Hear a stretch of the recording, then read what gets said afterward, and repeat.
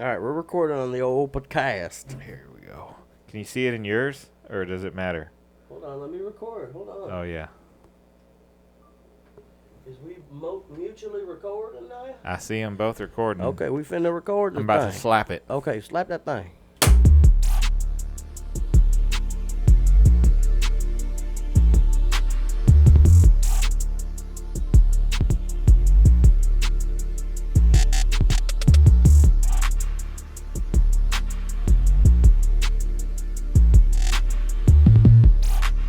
Hey, DadPod listeners and watchers. We interrupt this program to bring you word about another sponsor. This sponsor is MaWi Auto. MaWi Auto is on 426 West Gulf Bank Road in Houston, Texas, 77037. H-Time. Oh yeah. If you're a Houstonian, you go on 45 North and get off on West Gulf Bank, heading north, make a right off that thing. And you're going to go straight, and it'll be on your left after a couple lights. And, boy, I tell you what, MaWi Auto has been there for me several times. One time I was moving, right, and I borrowed my friend's truck. And your boy got a little too crazy, and I put a scratch on that truck. Oh, no. Oh, I took it down to MaWi Auto, and it buffed it right out. It was nice. Painted it, did that thing. And my friend, I ended up confessing, but he wouldn't have known. He totally wouldn't have known. And That's MaWi what Auto, you want. You don't want to know. MaWi Auto did that for me. So, I don't know, man. They're pretty great. The cool thing about it is they really work with your insurance company. And if you have an insurance claim, what they do is, that's kind of unique, is they'll pay your deductible. They'll literally pay your deductible. And so you can take your car. You know, if your car's been hurt in a car wreck or whatever, go to MaWi Auto, and they'll pay your deductible. It's a great body shop, collision repair. You can trust them. And, I mean, it's pretty great, man. Pretty great. So, yeah, check out MaWi Auto. Their phone number is 346-275-5498, or you can text them at 346-209-9852. So hit up MaWi Auto. You're welcome. All right. Yeah, so another word from our sponsors, the OG sponsor, Ice Designs Houston. You know, we've got March Madness coming up, and when you're watching that madness happen on the basketball court, on the hardwood, It's mad. sometimes there's some fellers out there who have ice in their veins. And you see the ice in their veins on the court, but sometimes you need some ice in that room with you while you're watching it. Gotta have that ice. And you can get that if you just call Ice Designs Houston. Yeah. Let them know that you're a DadPod listener, and they'll give you some sort of discount. 10%. 10% off. That's what it is. And, man, it's going to spice up that March Madness party. Hey, you know, if you want to get a little turnt for the March Madness party, Yeah. you might just have to invest in a tequila luge. Is that what it is? It's what is it? Tequila something luge? like that. One of them luges that you put your shots One in. of them ice things where you little Yeah, an ice luge. 'Cause ice luge. they're going to be putting up shots in March Madness, Yeah. and you might have to be throwing down some shots. Throwing down. I think it was a martini luge. Not too many, though. You got to be responsible. Now that I think about it. But Martini. Keep going. Yeah, keep going. You got to be responsible, but yeah. Ice Designs Houston, our boy Josh over there. You don't have to get the luge if you want to keep it simple. You want to keep it like, a March Madness party, like a family-friendly March Madness party. You don't have to have the luge. You can still have the luge, but you don't. You know what I mean? You can just do your favorite sports team, your favorite basketball team. Put some high C up in that Yeah, luge. you know, you can Get a just, Capri Sun luge. Yeah, especially if Baylor's in there, they can't be having a luge. Yeah, no, get some apple juice in that luge. Yeah, that's a Baptist school. That's good. So. Yeah, private school. But they're not gonna go there. There's some teams that won't make it. You know. Yeah. And so you might have to celebrate a little bit early. Like I'm sure that my alma mater, HCU, Houston Christian. Oh yeah, I forgot about they're that. not going to make it, but they're still playing in the Southland Conference tournament. So if you have a Southland Conference They have tournament a basketball team? Yeah. What? Same Get outta coach here. the whole time they've existed. Well, at least as Same long as coach? I've known. Yeah, old Ron Cottrell. He's Okay. Yeah. All right. Anyways, Ice Yeah. Designs Houston. Hit him up. Hit them up on Let IG 'em know, at Ice DadPod Designs sent ya. Houston. Ice Designs Houston. Mm. All right. Well, Aaron, this week is a unique week, right? Because we we have a podcast in the works, right? We haven't. I need to publish it or whatever. I need to put it out. I got a little held up because of all the romance in my life. Yeah, Valentine's Day. Valentine's Day. Whatnot. Yeah, so Valentine's Day, we normally shoot the show on like a Thursday, right? Yeah. And Valentine's Day came on a Tuesday. My wife worked late that Tuesday, so we couldn't really do anything on Tuesday. So the next day off she had was Thursday. And so, yeah, we got held back a little week. And I feel like I'll have excuses my whole life. So it's really no excuse. I really should have just postponed the date or canceled the date. But, I'm kind of glad I didn't, you know, in a way. Take a little breather after several weeks in a row. Yeah, we've been going, pretty consistently, and then I felt like, after the Super Bowl and after Valentine's Day, we needed to have a little date night. What did you do for Valentine's Day? Not really a lot. I mean, it's kind of hard to do anything during the week with 2 under 2, so we didn't really do anything the day of. But then on, I think it was Saturday. It was either Friday or Saturday. It was Saturday, I think. We went, I had my wife's aunt and uncle came over and watched the boys. We had already put Cohen to bed, but so it was pretty late. And we just kind of went on a date night. We went to like this, it was like a little speakeasy thing that we thought was going to be cool, but it was kind of not. I mean, it was overpriced. What's a speakeasy? Is it like a little, like a hidden bar or something? Yeah, it looks like a bakery, but then you go through like this back door and there's like a bar back have there. Have we been to something like that for like the baby shower for Cohen? Was it something like that? Nah. It's like a coffee shop, but then you go back and there's there it's was way cooler in the back. We did our wedding shower. Is that what it was? Engagement shower. That's at what a place. it was. It was a coffee shop, but they had like a room in the back where you could have like group parties or whatever. Yeah, okay. But this thing, it was okay, but we left quickly because it was like overpriced there, and then we just went to Onion Creek and like kind of had a date night Onion thing. Creek. So you were in the Heights? Yeah. Nice. So it was pretty cool. We just kind of like had a little night with just us for a little bit. Cool, man. Cool. Yeah. I like the Heights. The Heights has this new sushi place. I think it's called Sushi in the Heights or something like that. Pretty great.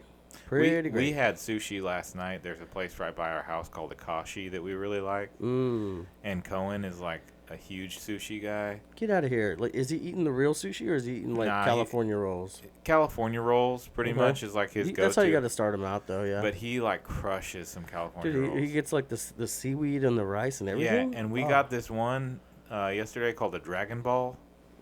And it was like spicy shrimp and crab. He eats spicy? And then they wrapped it in avocado. Get out of here. So there's no rice in it. It was just like avocado wrapped around spicy shrimp and crab. And Cohen ate it. He liked it. Nice. It was weird, though, because he doesn't normally like spicy, but he ate it.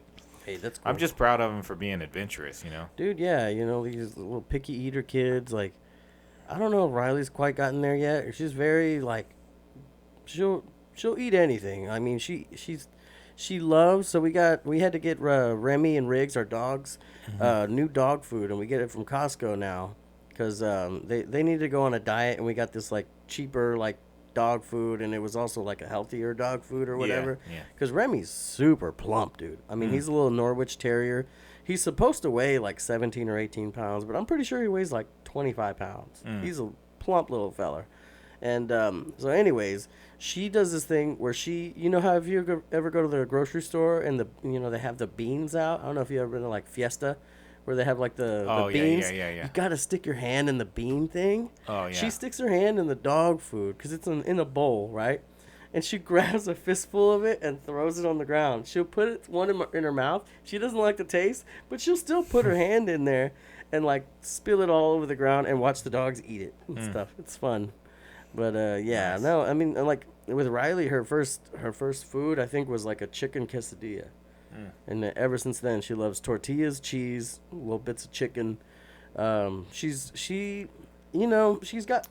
might be in the phase where she's eating like McDonald's nuggets, and she likes that more than Chick-fil-A nuggets, Huh. which is weird. But I get it though, because like with the McDonald's nuggets, it's more like a texture. Like it's a little crispier on the outside, you know. Yeah, yeah. So I think she likes that, but I mean she'll eat it, you know. She'll Yeah. eat anything. She's pretty good.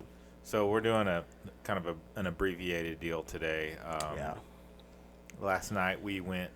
We had a date, yeah. Yeah, Renee had already watched it, but I hadn't seen it yet. So we went Right. to go watch Ant-Man and the Wasp, Yeah. Quantumania, Yeah. or Mania, Quantumania. I don't know. It's Ant-Man and the Wasp, Quantumania. Yeah. Anyways, so we're just gonna talk about like our thoughts on that movie. Mm-hmm. So you want to kick it off, Renee? What? Okay. Just a brief little blurb, So and then I'll briefly serve you back. Briefly, whenever I first heard that there was going to be an Ant-Man movie with Paul Rudd, I was like, it's going to be dumb. Yeah. It was, 2015? Around The there? first one. It was right after Winter Soldier, and I'm like, man, how are you going to have Winter Soldier and then Ant-Man? Mm-hmm. You know, maybe they were a year apart, something like that. But, yeah, I was like, I wasn't feeling... I like Paul Rudd and everything, but I don't think of him as a superhero. Yeah. But then when Ant-Man came out, it was like total comedy, right? Yeah. Like the first scene with Michael Pena, right? Oh yeah, Michael Pena. And he's talking about how like, oh, my girlfriend left me, but I got the truck, you know, like Yeah. he set the tone really early in the movie for like how funny it's gonna be, and like Mm-hmm. him being in prison and stuff, and like taking a beating or he gets punched or something, And then in getting prison. fired from Baskin Robbins Getting and all fired that. and Yeah. all that stuff. He's just like a total loser or whatever, and then he steals the Ant-Man's. Like that whole movie was so good. It was probably one of my, like, I would say, I mean, there's 30-something movies now, right, Well, in the and- MCU, but and I would was- say it's like, it's up And there. that was top like 10. right when Marvel was kind of hitting their stride, because they were really doing a good job of like, kind of breaking the sort of traditional superhero movie genre. Yeah. And kind of going outside of that a little bit, because Yeah. you had, I mean, right before that, or I think around the same time, Mhm. you had Winter Soldier, which was like kind of a political thriller sort of thing. It wasn't just a traditional superhero movie. And then you had Guardians of the Galaxy come out around that time, Mhm. which was like a total sci-fi space opera type thing. Yeah. And then you got Ant-Man, which is like basically a comedy, or maybe a rom-com sort of. Well, I always thought Ant-Man was like a heist movie. Like, Oh yeah, it was a heist movie too, but like almost like an Ocean's 11 type. that's true. I forgot about that. Because they're part. stealing something, and he's a thief or he's a burglar or whatever. And what I like about the movie is like his friends, Michael. Like I'm pretty sure his name is Michael Pena. Yeah, that's the guy. He's great. He's so good in that movie, and The other guy who like always talks about Baba Yaga. yeah, the guy from, I mean, he plays the polka dot guy in the Yeah. Suicide Squad, and then Uh-huh. he was I don't know, he had some bit parts. Like I think he was like one of the cop weirdos in the Dark Knight. Oh, yeah, remember yeah. that? Mhm. But yeah, I forget his name. I should probably look that up. But they had a lot of good like side characters in that. So Yeah. anyways, it was a total out of left field thing. Nobody Yeah. really, when everybody heard they were doing Ant-Man, it seemed kind of dumb, but then Yeah. it was actually, I don't think it made that much money, but it was critically, praised, I guess you could say. Yeah. People liked it. Yeah. Oh, sorry. The guy's name is David Dastmalchian. Okay. Dastmalchian. And T.I., I forgot T.I. was in it. Oh, yeah. With the waffles and all that. Mhm. Man, it was great. Yeah. I like movies where it's like a ragtag team of people, Mhm. very Star Wars, Seven Samurai kind of Yeah. ragtag team getting together. Very Guardians of the Galaxies like Yeah. that.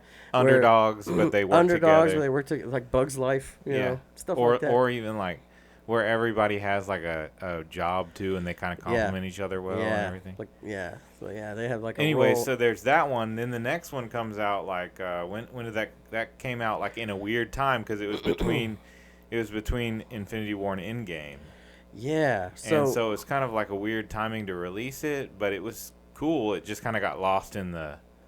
I thought, in the yeah. shuffle So of it, right after Infinity, it was Infinity War, right? Yeah. Because the snap happened, everybody's gone, And then a couple of months later, Ant-Man and the Wasp comes out. But it's supposed to happen kind of at the same time that all that stuff is going down. Right. But I guess he's under house arrest and everything.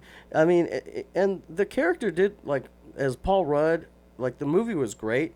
Like I said, like one of my favorite parts about those movies is his friends. Mm-hmm. And so.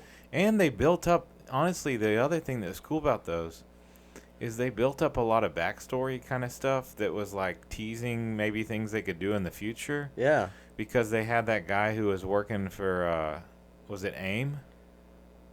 AIM? Where? I think that's the name of the group that he was trying to steal the Pimtech. Oh, yeah. Walton Goggins or whatever. Yeah, that guy. And he was working for AIM, which is the name of like the group. And so they were like teasing that was going to like that was going to build. be a big thing, yeah. But now this movie comes out. So now we're talking about Quantumania. Yeah. So this movie comes out, and all that stuff that you really liked from the first couple movies. Not really there. Yeah. It's almost like a sequel that's not even hardly connected. Yeah. I don't know. I felt like every movie or after the snap, right? Mm-hmm. Captain America's, he's gone, he's done, but they did the Winter Soldier show, right? Falcon Winter Soldier, where they talk about the aftermath of what happened with the 5-year thing, and then you see what's it, with the Black Widow's sister, right? Yeah. Like she was gone in the snap and then came back, you know what I mean? Yeah. And so all these people coming back after the snap, but I would have loved to know what happened to T.I. after the snap. What happened to Michael Pena? What are they doing? Do they still have the business? Did all those 3 guys get snapped, or one of the guys, or 2 of the guys? Like, I would have liked to see some kind of reunion from that. Yeah. So I think what happened in this movie is, and spoiler for anybody who hasn't seen it, but it's kind of like they sacrificed like the character of Ant-Man and like building his like universe as Ant-Man for the overall growth of like their cinematic universe. Yeah. Because they're really trying to build up Kang, and Kang's like the next big bad or whatever, and he's the bad guy in this movie. So they're like, let's not worry about any of that other stuff. Let's just like only focus on Kang, is what it kind of felt like. Which Kang was dope, but like, I don't know. I feel like Ant-Man is a cool character, and like his thing that he had going on was really cool. And then all the coolest parts of it, they just kind of threw away. Or the most entertaining parts. Like, obviously the quantum realm is, like, intriguing. Mm-hmm. And they talk about it a lot in the other movies. So you're kind of like, what's that? I wonder what it's like down there. So there's, like, that's kind of cool that they're doing that. But is that something they should have done in this? Or should that have been, like, a bigger thing they did with, like, I don't know, as an Avengers movie? Or, like, but I don't know. Yeah, I mean... Overall, it kind of like was disappointing. Yeah, it was disappointing, and I can't talk bad about the actress who played the daughter or anything like that. I mean, she's fine. I have no idea where she's from. Like, apparently she's like a famous actress or whatever. Like, do you know where she's from? I hadn't seen her in anything that I know of. She's like, yeah. But. I mean, I thought that I think it's cool that they. Like from like a macro standpoint, like if you would have told me when the first Ant-Man came out, they're gonna do a whole movie in the quantum realm, like that's pretty cool that they were able to actually do that. Yeah, they just did kind of a crappy job, I think. I think they could have had, like, I get that the Michelle Pfeiffer character and Kang, like, knew each other in the quantum realm. That's cool. Mm-hmm. But you could have also talked about, like it would have been cool to see, like, that when the snap happened, when Paul Rudd's in the quantum realm, like, maybe, like, a little, backstory there. Like, what did he do in the quantum realm? What has his experience in the quantum realm, like, what did he see down there? I guess he was down there for, like, 5 hours? Like, he said he was there for maybe 5 hours, and it felt like it was 5 years. In 5 hours, what did he, like, you could have, like, seen a flashback from his perspective, too. You know, but they were so focused on Kang, dude, and it was way too focused. Which on is Kang. like I understand why they were. Yeah. But I guess ultimately I'm just sad because I like Ant-Man. Yeah. And it seems like they sacrificed Ant-Man for the purposes of Kang, which Kang was like probably the best part of the movie. Yeah. But it just sucked because all the things that you liked before, the things that you like about Ant-Man or that I like about Ant-Man aren't really there as much. Yeah. I mean, some of it is. Like, to me, my favorite thing about Ant-Man and where Ant-Man is best is just like a one character. Mm-hmm. I feel like he's like, he brings levity to like those big scenes in other movies that aren't Ant-Man movies. So I really like him on the Avengers because the whole time he's kind of like, or especially like in what's it called? Civil War. Civil War. Like, yeah. He just has all these quippy things like that he says, and he's like, "Oh, Captain America," like shaking his hand and stuff. He says like, "Thanks for thinking of me," or something like that. And then he says like that thing about like, "Does anybody have any orange slices?" Like, he's like, he just says funny things that like a normal person would say. Was that America's ass? Remember? Oh yeah. He said that in Endgame. Yeah. But he has funny ones like I remember when he said, "I've definitely done this before once." In a lab. But the other thing that I was going to say, I think they could have maybe accomplished both things and they just didn't try to. Yeah. Because here's the deal, like you can do kind of whatever you want and like make people think that it's cool that you could do it. And they could have totally done something where like, because the thing that's cool about what they did is in the comics you got Hank Pym, right? Who's the original Ant-Man. And then you have Scott Lang, who they used as Ant-Man in this, who's also Ant-Man in the comics, and he's known as being like a professional thief. Like he's really good at heists. And he has like those friends that help him with the heist. So I think it would have been kind of cooler if like they would have somehow made it where they could communicate with the people on the other side somehow. Because the daughter, even if they couldn't get back, but they could have had the daughter made like a quantum realm radio, right? Like they send a signal there and they get information. Like that would have been cool if they would have had like Michael Pena and and T.I. and Baba Yaga guy back over there, like talking to him and doing like some sort of heist thing to steal something from Kang to stop him. He had like the magical orb or whatever. Because that's to me like part of what made that, like heist movies are always cool. Yeah. Because you do it right and you can make it really cool. But this movie just felt like there wasn't a lot of story to it. Yeah. Other than just like the backstory of Kang and trying to make Kang cool, which Kang was like really cool. And honestly, when Kang gets into the movie, like not like once he makes not his first appearance in the movie because he has something really early, but you don't really know what's going on. I didn't realize that. But once he gets in there for like from that moment for like the next 30 minutes, it's really cool because he's like super powerful and like kind of terrifying. Yeah. And he does a great job. Like Jonathan Majors kills it. Yeah. But I had no idea that until I saw like a few more interviews with Jonathan Majors that he's like a classically trained like theater actor and like he's young, dude. I think he's younger than us. Really? Yeah, he's like 33. He looks pretty old. Well, I'm 33. Mature. He looks mature. I'm 33, so he's my same age. Oh, well, yeah, he's your age. He's born in 1989. Yeah, that's when I was born. Old Taylor Swift year. Oh yeah, I'm 88. Yeah. So, anyways, fine. Let's not like go too long. But what's like kind of your final? So where would you rank it? Like, do you think it's the worst MCU movie ever? No, do you think it's like what movies are worse?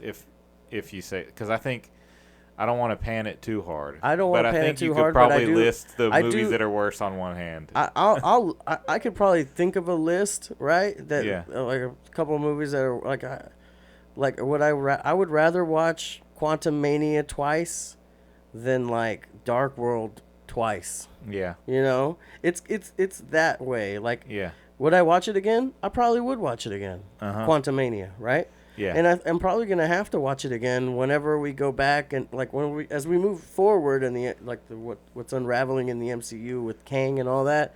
Like Loki's going to be awesome. The show, the new season, he's going to be in there. And so, you know, I'm probably going to have to like go back and see if they left clues or whatever, cuz I do like doing that. But I don't want to pan the movie. I will say this. There was a part of the movie that I really, really liked.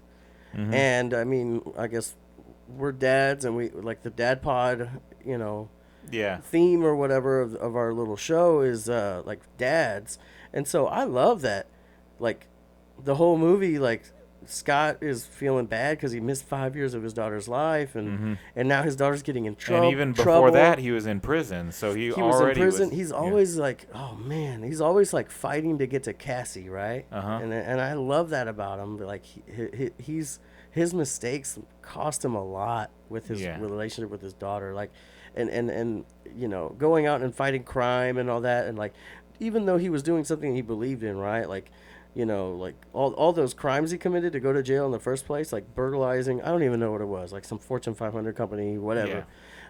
He believed in that, right? And instilled that in his daughter, because she believes in what she's doing too. And at the beginning of the movie, when she goes to prison or goes to jail or whatever. Yeah.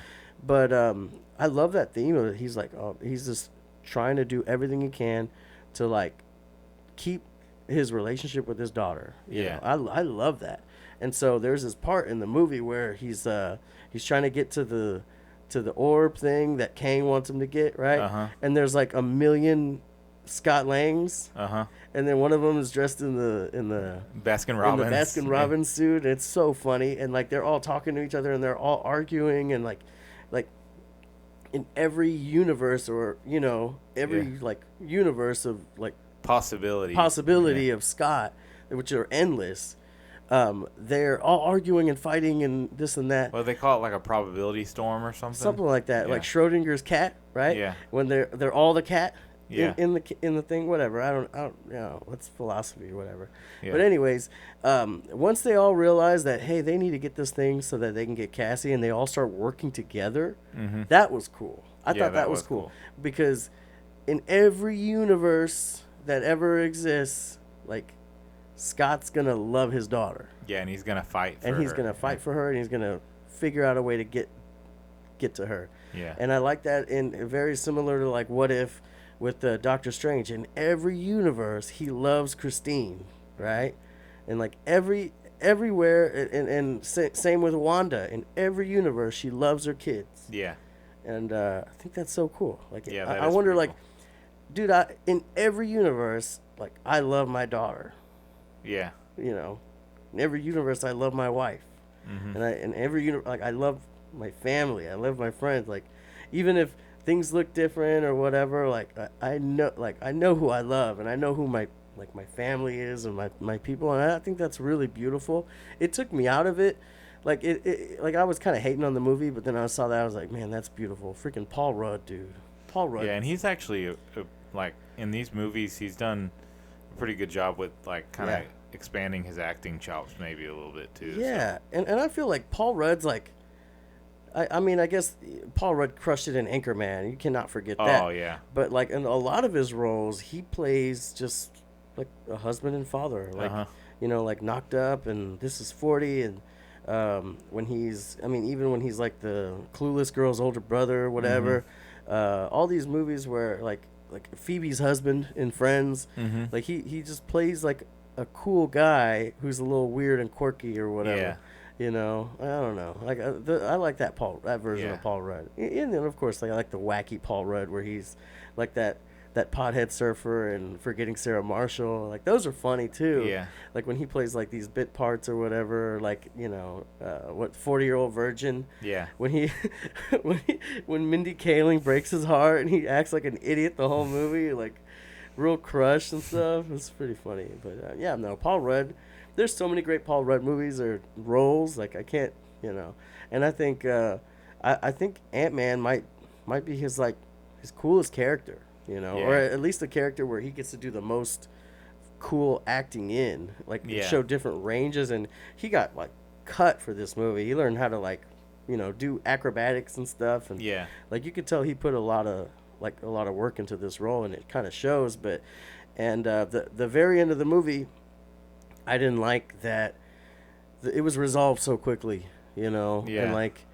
He's fighting Kang, and he's taking a beating, and then Kang is like monologuing and then like loses because he monologues, and you know, it's just, which it was kind of like it had so much potential to be a cool ending. Yeah.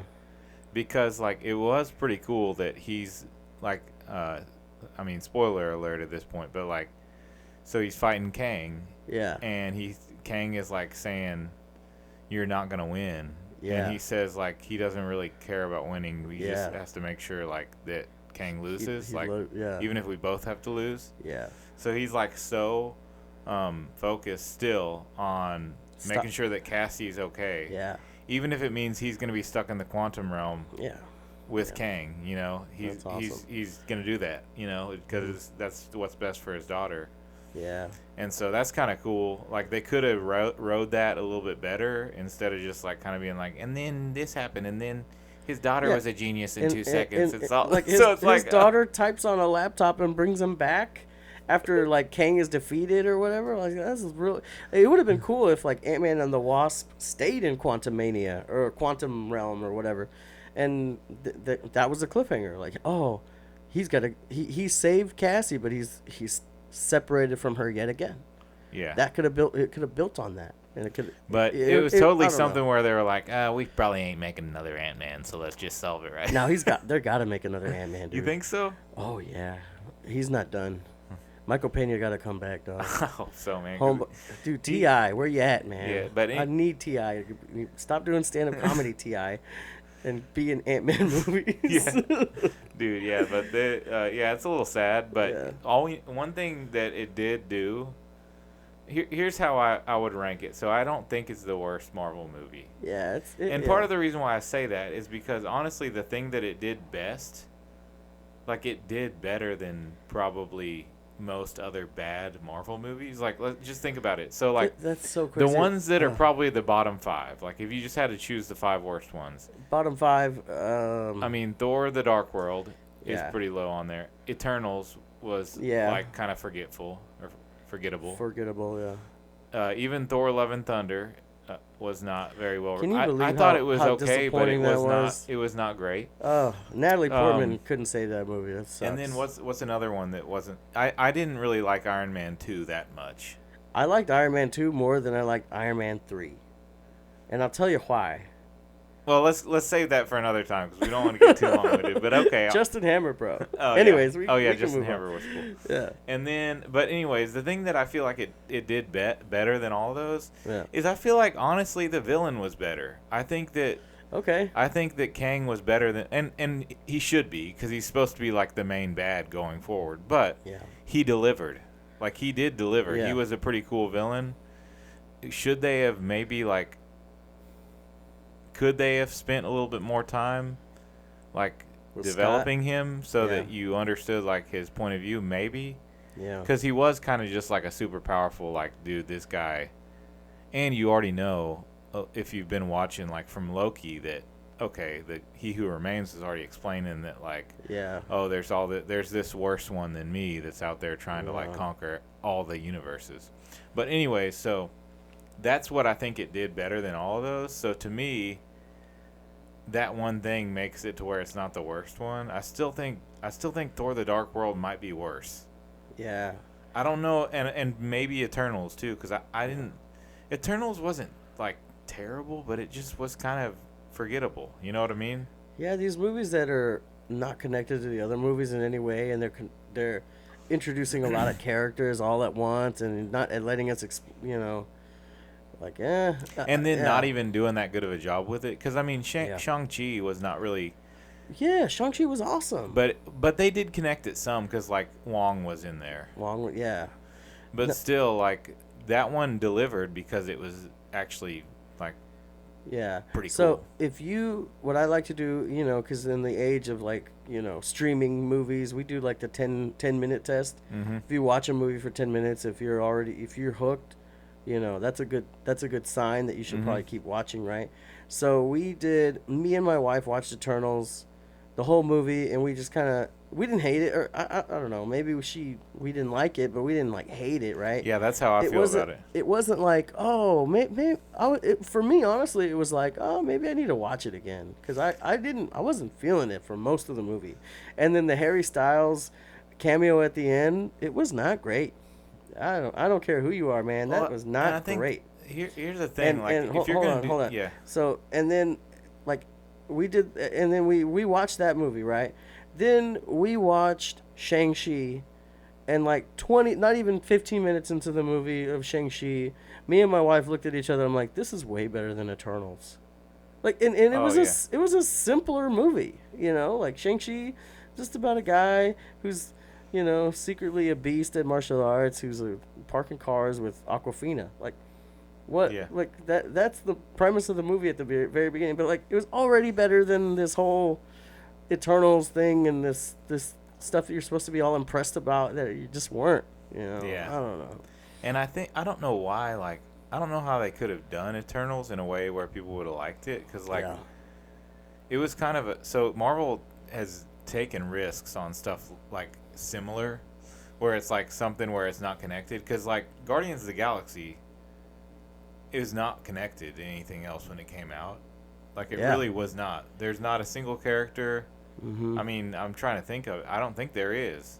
Yeah. Other than, like, I guess you could say that Thanos was at the end of Avengers in that scene, and then he's in this movie, but, like, that's very loose connection. He's in a post-credit scene. Yeah. So, like, and they're in outer space, which Thor was, so, like, maybe. But, like, that's like saying they're in the same universe. But anyways, so what I'm saying is, I'll try to get to the point quicker. But You're good. it's hard to do that well. Like, you have to really crush the movie and make characters that, like, people relate to and love Yeah. in the, like, in the little window that you have, that hour and a half or 2 hours, whatever your movie is. Yeah.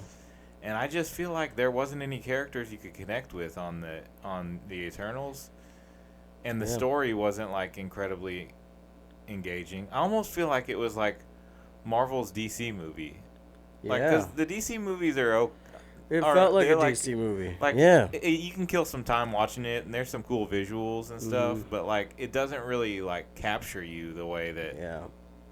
I Some of totally the other understand. stuff I did. totally feel that. But yeah, that's kind of my 2 cents. I Yeah. loves Kang. I think Kang's gonna be cool Jonathan going Majors, forward. dude. Yeah. But I'm just kind of disappointed that. I'm excited for the Creed 3. We got to watch that, dude. Oh yeah. Creed 3 is going to be awesome. Like, Killmonger versus Kang, dude. I'm rooting for Kang. He ain't gonna win. He ain't It's gonna called Creed 3, yo. I know. I bet he kills one of his friends. I bet they're hiding that from the Yeah. trailer. Yeah, Little probably. Rocky 4 Yeah. with the Russian dude Ivan Drago. Drago. Yeah. When he kills his friend, I bet he kills Creed's friend and starts talking all that ish, and then Creed like, he's my friend, and how could he do this? And, Dude, oh, where? come on. And he gets. Where- he, did- he, are the- I get Mr. T vibes from his character too. Oh yeah. Like talking that mad Conor McGregor ish. You know? So what? Where are the other two? The first two, where I've watched them before, but I feel like I need to for Creed. go back and watch them before the third one. Creed is Are they on Oh. any streaming services? Dude, I don't even know, man. I I'll don't have to even know. look that up, but Yeah, I feel look like it I up. need to go back and watch them. We got to watch Creed 1 and Creed 2. Yeah. They're both good. They're both Oh, great. Yeah. They're great.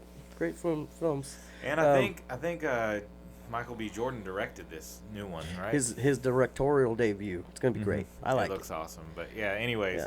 if you haven't seen Quantumania, you can Yeah. if you want, but you could probably wait till Totally Disney watch Plus and it. you'd be Totally alright. watch it. I would give it a watch it in theater once.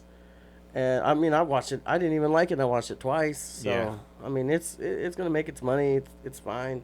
But if you're a fan of Ant-Man more than you're a fan of the MCU, you might be disappointed. Yeah. I'll say that. Yeah, that's a good way to put it. Yeah. All right, man. Well, All cool. right. Good talk, yo. Word, yo. Peace. All right. Forgot to do this.